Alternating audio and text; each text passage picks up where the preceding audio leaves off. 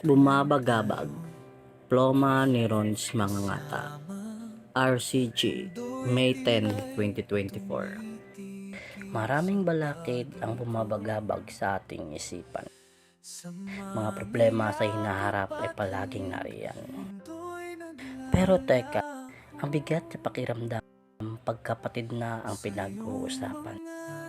Ba't sobrang nakakapagbagabag ito sa ating isipan? Sabi nga nila, dapat ang magkakapatid ay nagmamahalan, nagtutulungan at nagkakaintindihan. Tama nga naman sila. Ito'y nagaganap naman sa totoong buhay. Pero bakit ganyan? Yung ganitong nararamdaman na pag di kayo nagkakaunawaan ay sobrang napakabigat sa pakiramdam. Kung minsan di nagpapansinan, sobrang nakakapagbagabag sa ating isipan. Kung may di pagkakasunduan, hinanakit ay di maintindihan. Kahit na bawat isa ay may kamalian, ay di agad nagpapansinan.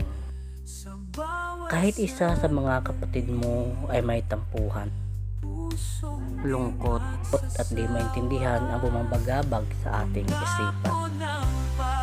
Kahit sabihin natin ito'y natural lamang, ikaw ay naguguluhan kung may nagawang kasalanan.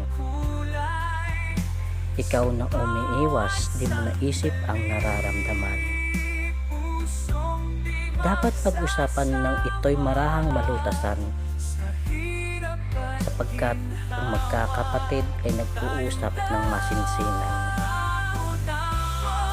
Ating sundin ang binilin ng magulang, na dapat ay magkaintindihan at magmahalan. Dahil sa huli, tayo rin naman ang magtutulungan pagdating ng oras na tayo'y kanilang. Hindi man sa ngayon, pero may oras din para doon.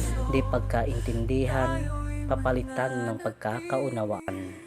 Tampuhan ay hihilom kagaya ng sakit na kahapon. Di perpektong magkakapatid basta't may pagmamahalan.